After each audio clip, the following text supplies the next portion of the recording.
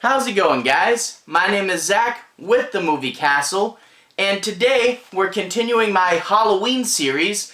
Halloween is almost here, trying to get the last couple of these out the door before the holiday hits, but basically all October long I'm going to be covering as many Halloween-specific horror movies as I can.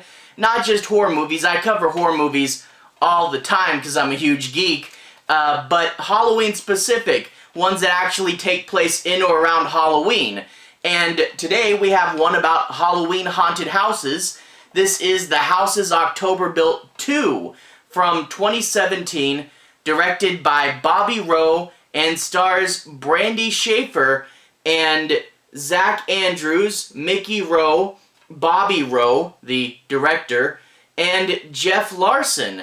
Now, if you want to see my review for part 1, at the end of the video, the Halloween playlist will pop up and you can find it in there. But I really liked part 1. I came into it a little late, and when I went to go watch it, part 2 was already out, and I watched them pretty much back to back, and I think I was still kind of riding the first movie's high when I watched the second, because I went back and I did a rewatch, and it's not quite as good as I remember. Now, I don't want to harp on this movie too much. A lot of what made the first one good is still in here. Basically, you have a crew of young people going out and doing a documentary where they shoot real-life haunted houses. And a lot of it's real. You know, a lot of it are real haunted houses, real Halloween attractions, and then there'll just be a little bit of plot stuff.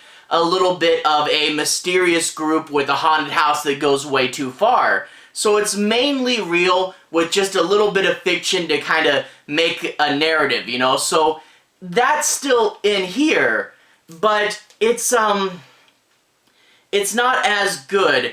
The haunted houses, they kind of go for that sequel thing. We're gonna go bigger and better, and in turn, you get lots of big high-end stuff that I can see some people really liking and really getting into, like, oh hey, look at this, it's, you know, there's a zombie run where you have like little capture the flag flags and you run through this big abandoned building while people dressed as zombies try to attack you. There's a zombie brain eating contest that features speed eater Kobayashi.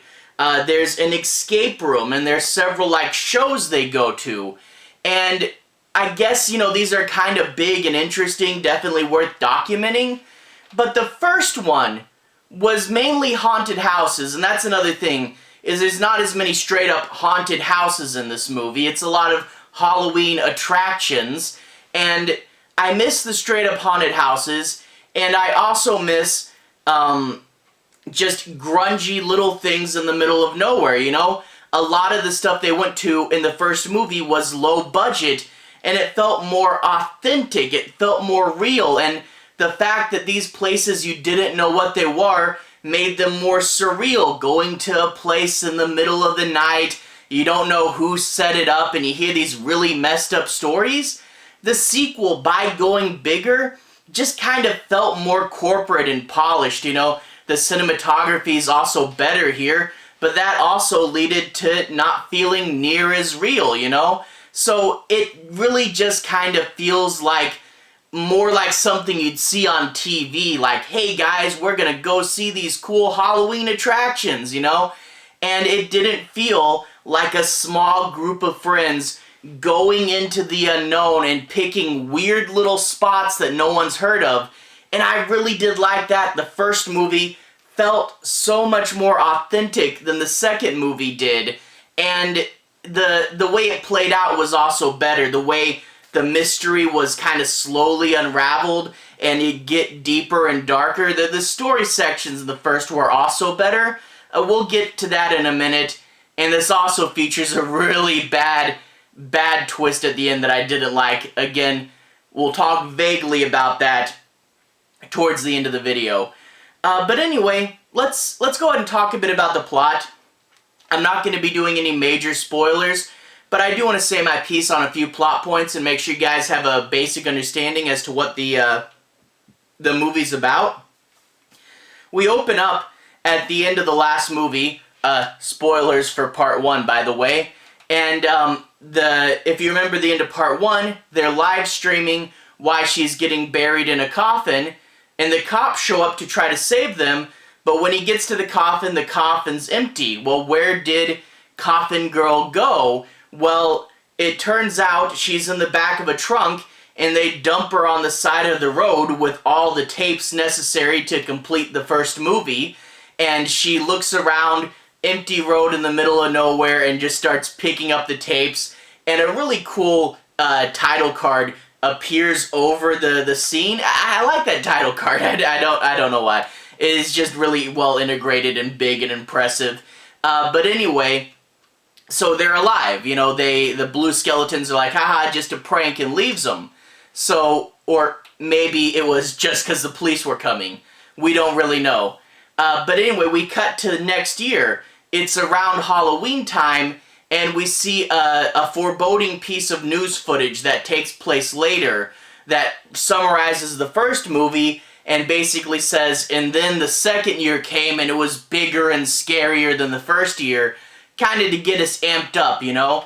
And we cut to the people talking to Brandy Schaefer's character. She has become an internet hit, Coffin Girl. She's kind of become a mascot for these Halloween haunted houses. Everybody knows her, and the crew says, hey, look, people are offering us lots of money to promote the houses on social media.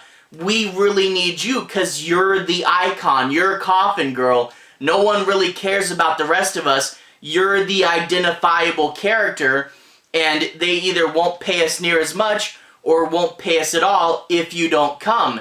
And it takes her a lot of convincing, but they eventually do get her to come.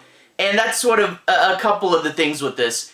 The attitude kind of changes. The first one is just a bunch of people out on their own, but here they're constantly talking about money, constantly talking about social media, and, you know, the press they'll get. So these characters don't feel as authentic this time around because they're all talking about social media and money, you know? So, yeah, that's that. And also because they're being sponsored, that naturally leads to bigger events like I was talking about, but they're not as in the middle of nowhere, what is this weird place type of deal, and that's not as good. Now, I understand story-wise, it makes sense story-wise, it's just not as entertaining, you know?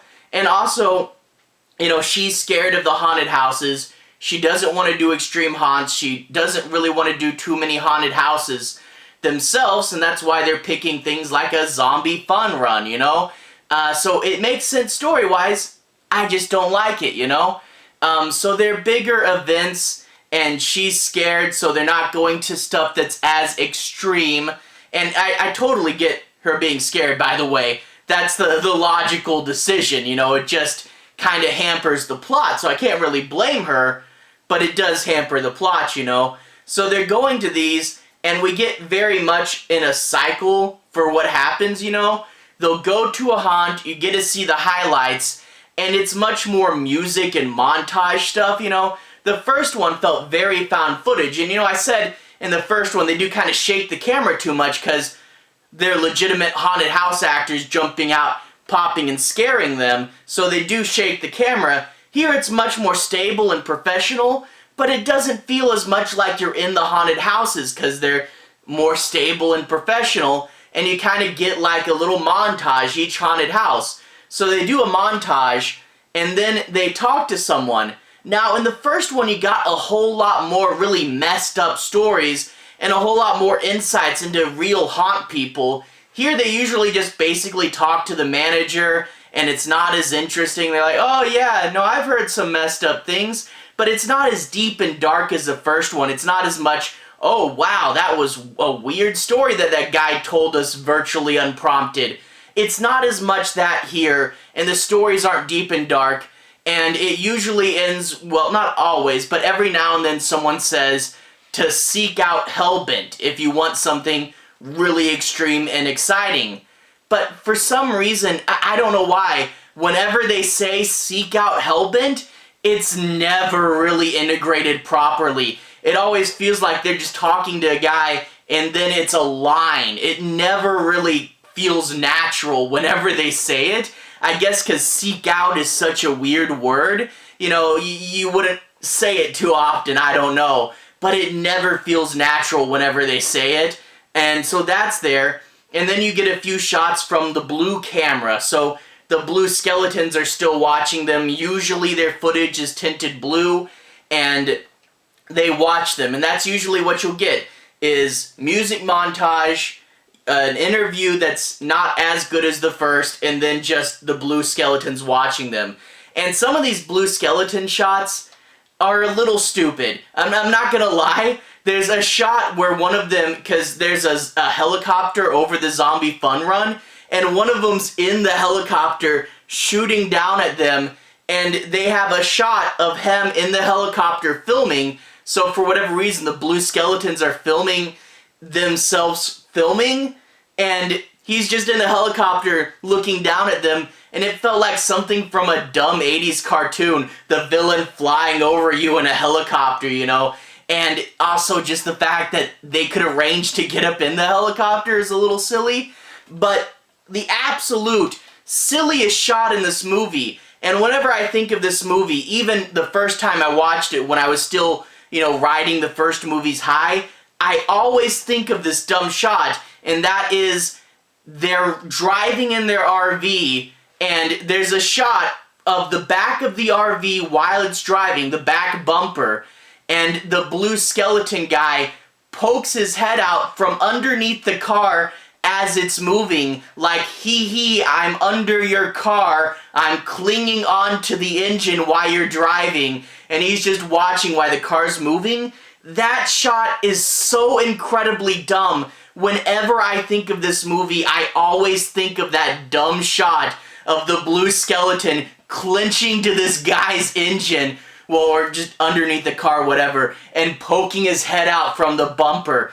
It is so stupid. I hate this shot. But anyway, a lot of the movie, for the most part, is just circling around, you know, music montage, interview, blue skeleton shot, spin around, go to several different ones, and every now and then they'll be back on the van and they'll talk about, you shouldn't be so afraid, we'll get you on this really cool haunted house and make money.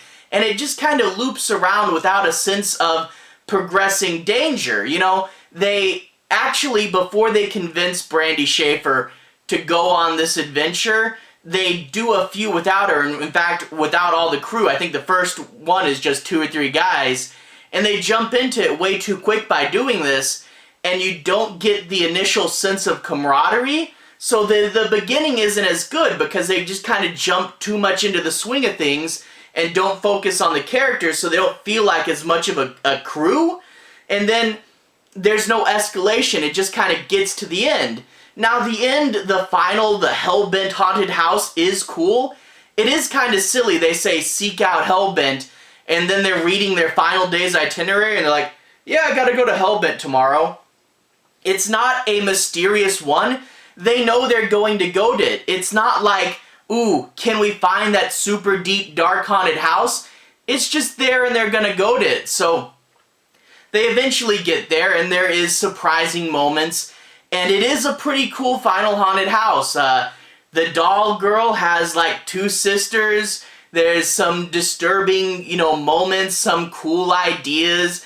The UV thing that they do, and the clowns, and they actually get the world's, I believe it's the world's largest functioning chainsaw for this scene. That was really cool. Big chainsaw, always gotta like that. But then there's 2 major revelations, and I'm not gonna spoil them. I don't want to do that.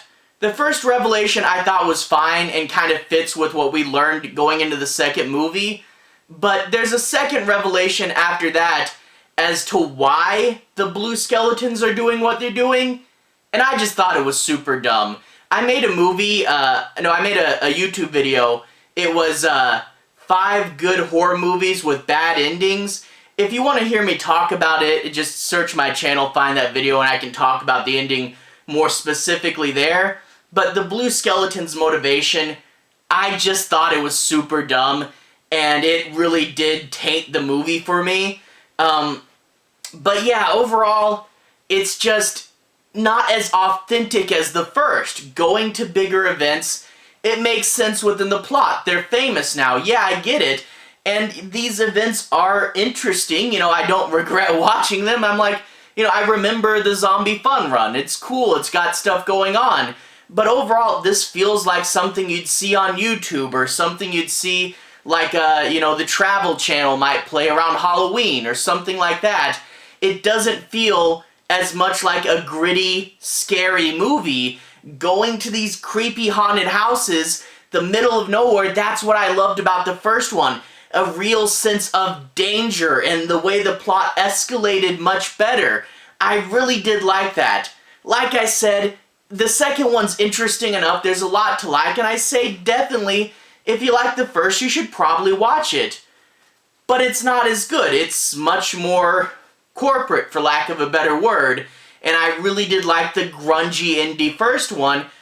The second one's fine. I don't want to bash on it too hard, and I feel like I really am bashing on it.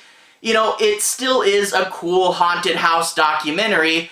It's just not as good as the first one, and I don't want to make it seem like I hate it more than I do, because, you know, at the core, it's the same core principle, and I like the core principle. That's still here. It's just not near as cool as the first, and I don't want to seem like I'm ranting. Maybe I am. But anyway, I heard a bit ago that they said they wanted to make this into a 4-movie series, and in turn that they still wanted to do 2 more. Now, 2017, it has been a few years since this one came out, and I'm beginning to wonder, is this going to get stuck in limbo? If there is a 3rd and 4th, I definitely will watch them to see what's up with them, and I do hope they get to make a 3rd and 4th. So, eagerly, fingers crossed, hoping that we do get the new one sometime soon. Because I'll watch a 3rd one. Even though this wasn't as good, I still will watch parts 3 and 4. So, anyway, to everyone who's watched so far, thank you for watching. To everyone who's liked and subscribed, thank you. You really are helping the channel out. I'll leave a relevant playlist on the bottom. If you guys want to see more, you can click there and see more. This should be my my Halloween playlist. You can find the first movies review there. You can find All Hallows Eve, the whole trilogy with Terrifier in there. And you can find a bunch of the John Carpenter series in there as well, the Halloween movies with Michael Myers. Anyway, have a good day. I'll see you guys again very, very soon. Halloween playlist on the bottom. Have a good day now.